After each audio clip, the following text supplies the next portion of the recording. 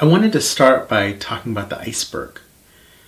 And we use this metaphor of the iceberg to think about what's visible and what's maybe more substantial that's beneath the waterline.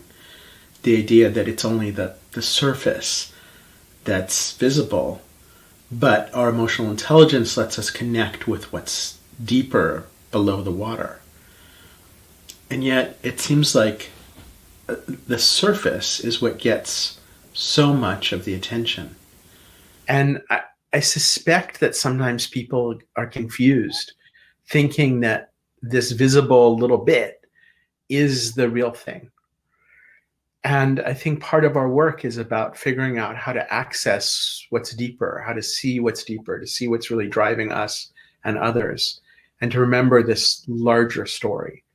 Well, I remember you told a story about when you got hit by a swing. And that story has stuck with me for many years. And I'm wondering if you would be willing to share that to help us understand how it is that you came to see that what's on the surface isn't what's really important. I'd be delighted to share that story, Josh. The reality of the story, the lesson from the story really came from somebody who said to me after many years, well, Annabel, if you had a magic wand, would you undo this? And I thought for a moment about that, and I said, no, I would not. So here's the story. On July 3rd, it's my mother's birthday, and I'm at my grandmother's house. I had begged the night before to stay with Grandma and Grandpa. Not so much because of Grandma and Grandpa, because I had all these aunts and uncles that I could play with. My mother came from a family of 8, and there was an uncle who was exactly 6 months older than I. We were pretty much buds. So I'm 3.5 at this point in time. We'd have great fun the night before. We had Grandpa up 6 times telling us to be quiet or else. We had a great time chitting and chatting and playing. So on this particular day, Grandma was busy in the kitchen. She was making a cake for my mother and Aunt Berta, who's 12, and my Aunt Josephine, and my Uncle Lyle, who, as I mentioned, is just 6 months older than I am. We're all outside. We're riding stick horses, and we've been picking berries. And we asked Grandma if we can go across the street to the high school and play on the playground with all the playground equipment. Grandma gave us an emphatic, absolutely, positively no. And then she went in the house. Well, you know what happens when adults say no to children. So we were weaving our way in and out of the bushes, and we found a way to get across the street without Grandma seeing us. And it was fun for about 5 minutes. We had an absolutely great time running around, screaming. The older kids, the high school kids, were doing preliminary July the 4th works, firecrackers were popping, etc. And then because I was fascinated by the firecrackers, was not paying attention to what I was doing. And I walked right in front of a swing, old-fashioned metal swing, in which a high school student was sitting, and wham, it hit me right in the face. Pandemonium broke out. Everybody was screaming. Everybody was hollering. I was screaming. Blood was gushing. The older kids ran across the street to get Grandpa and Grandma. She came tearing out of the house. I'm not sure whatever happened to that cake she was baking. And she had a blanket. She grabbed me up. She wrapped me in the blanket.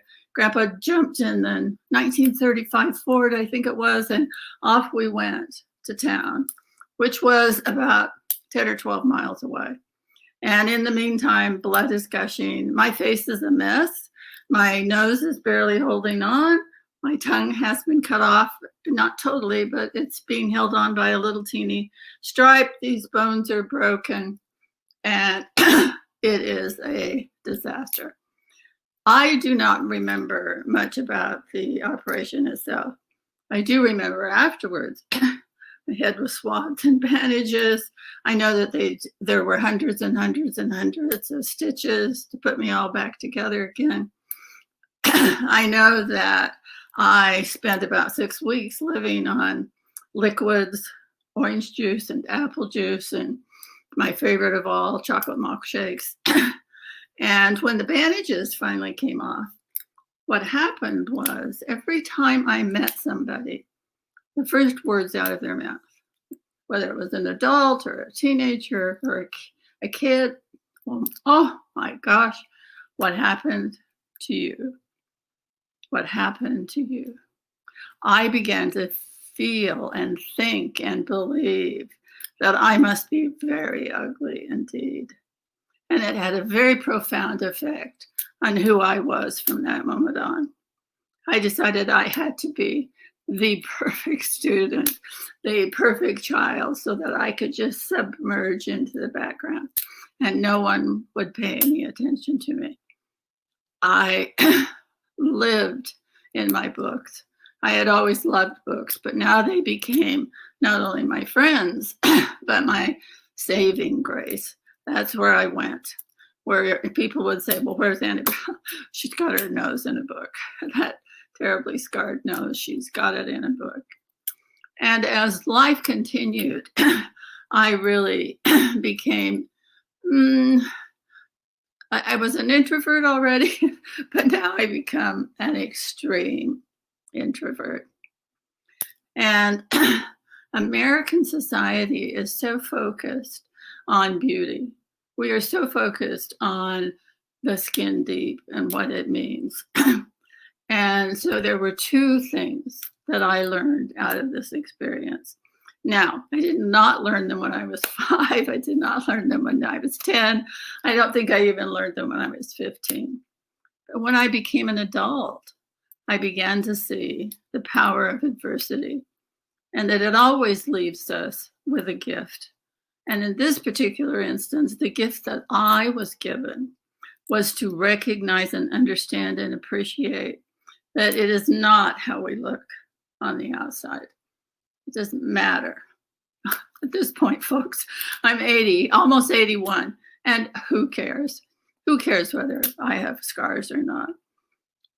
But while I'm learning and growing, I discover that what I really care about is not the jewelry and not the hairdo and not the rings and not the beauty, but who was I building on the inside?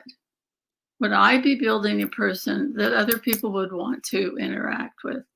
Would I be building a person that people want to be friends with? Would I be building a person who could help change education? Would I be building a person that would perhaps in some small way change the world? And so I discovered what was really, really, really important is who are we on the inside? And do we work every single solitary day to try to make ourselves a little bit better than we were the day before?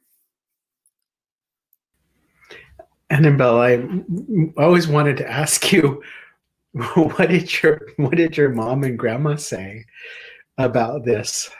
You know what? This was probably a very interesting thing, Josh, because they didn't talk about it. They actually didn't know how to talk about it. And I think that's really one of the powers of emotional intelligence. It helps us to talk about the hard things. So for them, the accident happened and it was over with and that was it. And we just went on. I don't remember ever having a conversation with either my grandmother or my mother or my father about any of this experience. So it was totally me that was dealing with it. And hopefully the tenets and the concepts of emotional intelligence will make a difference where we can talk about the things that hurt and talk about how to ease that pain and the scars that we feel on the inside. I can just imagine you when you were 4 or 8 or 10 and having these big feelings about this pain that you had and the way people were reacting to you, and not really having anybody to talk to about that. It sounds like it would be very difficult. It must have felt really confusing and overwhelming. It was confusing. It was overwhelming. It created scars in my heart and soul that I think are still there, Josh.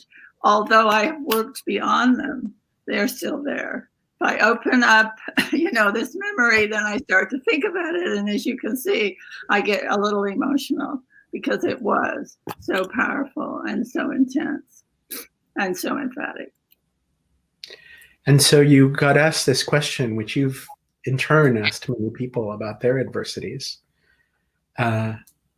Would you go back and change this story? And I think you said the answer, but why wouldn't you change it? I think at 4 I would have, at 5 I would have, at 8 I would have, maybe even at 10. But by the time I reached those adult years and was beginning to work on who I was, then I discovered the gift that had been given to me, the gift of paying attention to the inside of people. So not only my inside was I paying attention to, but I was also looking at other people and paying attention to the inside of them as well. And there I discovered is where the real richness of relationships exists, is the inside speaking to the inside. And as we think about the world as it is now, unfortunately, it seems like the attention to the outside has become even louder. And I don't know that we can blame social media, but it certainly seems to be an amplifier. So how can we change this emphasis? And how can we help each other learn this lesson in a less painful way than you did? My most recent experience, Josh, has really emphasized for me the power of relationships. So as you know, I've been going through some health challenges, which I am not going to go into at this particular point in time. But I would share with you that because of the emphasis that I put on relationships, I cannot tell you how many people have come out of the woodwork, have come out of the environment, have come out of the neighborhood, who have come out of years ago and who have heard, Anabel, you're sick. What can we do to provide you support and help? I cannot emphasize enough the power of relationships and how they contribute to our lives and help us help us to become the person we want to be. So here we are at the end of what's been a year of intense adversity for many people. And I suspect many of us would like to just fast forward to the point where we can look back and say, oh, yes, I got some gifts from that adversity. But right now it might be very hard to find them, whether that's for ourselves or for our clients and colleagues. There's just so much suffering right now. And as we're on this cusp of the year, what's your advice for moving into 2021? Not to wish your life away. It's really easy to say, oh, I wish COVID were over. I wish this piano recital were over. I wish this book report were done. I wish this conference were over. We have to take the moments we've been given. And the older I become, the more I appreciate those moments. And we have to live each and every one to the absolute fullness. So we have to enjoy those moments we're on Zoom with each other. We have to enjoy those moments we're eating a delicious meal and maybe sharing it on Zoom with somebody else. We have to enjoy the laughter that comes into our lives. We have to enjoy spending a few minutes with our dog. We have to enjoy the moments. Don't give up the moments, waiting for things to be better. Thank you, Anabel. I appreciate you taking time to share with us. And people who are watching, I know Anabel would love to hear more questions from you and hear what you're doing to find the gifts in adversity. Anabel says, every adversity has a gift, And I add, P.S., it's damn hard to unwrap. So true.